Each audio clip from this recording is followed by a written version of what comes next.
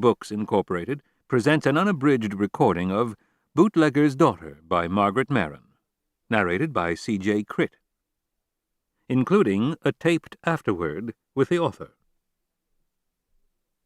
This work, copyrighted 1992 by Margaret Maron, is recorded by arrangement with the author and the Vicky Bijou Agency. This recording is copyrighted 1994 by Recorded Books, Incorporated. 18 years ago, a young woman was senselessly murdered.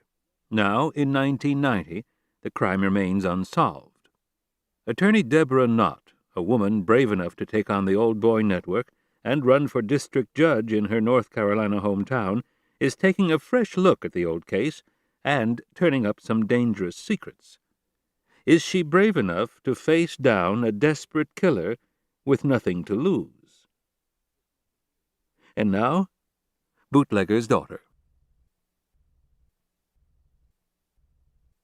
May, 1972. Prologue. Possum Creek trickles out of a swampy waste a little south of Raleigh.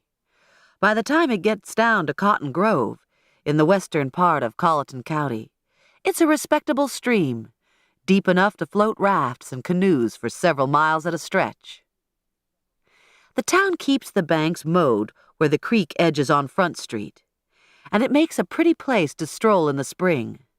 The nearest thing Cotton Grove has to a park. But the creek itself has never had much economic value. Kids and old men, and an occasional woman, still fish its quiet pools for sun perch or catfish. But the most work it's ever done for Cotton Grove was to turn a small grist mill, built back in the 1870s, a few miles south of town. When cheap electricity came to the area in the 30s, even that stopped. The mill was abandoned, and its shallow dam was left for the creek to dismantle rock by rock through 40-odd spring crestings. These days, Virginia creeper and honeysuckle fight it out in the dooryard with blackberry brambles and poison ivy. Hunters and anglers may shelter beneath its rusty tin roof from unexpected thunderstorms. Teenage lovers may park in the overgrown lane on warm moonlit nights.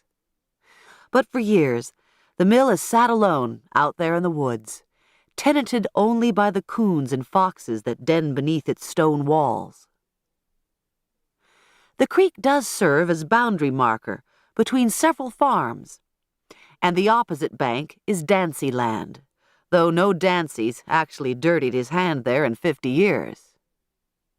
Until this spring. About 2/10 of a mile upstream from the mill is a surprisingly sturdy old hay barn that Michael Vickery, a Dancy grandson, has recently claimed for a ceramics studio. He's a pretty fair painter, and ceramic sculptures will be the latest in a string of artistic endeavors since he came home from New York in January. He's making the spacious hayloft into a comfortable modern apartment, doing most of the work himself.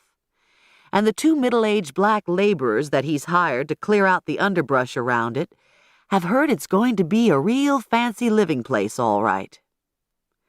They'd give a pretty to see it, but things being how they are, they'd never ask flat out. And it hasn't occurred to Michael to show it to a pair of black boys, even though he's been off to Yale and does support the civil rights movement.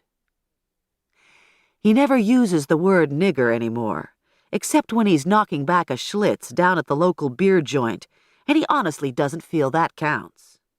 It's just to keep the homeboys thinking I'm still one of them, he tells himself with conscious cynicism.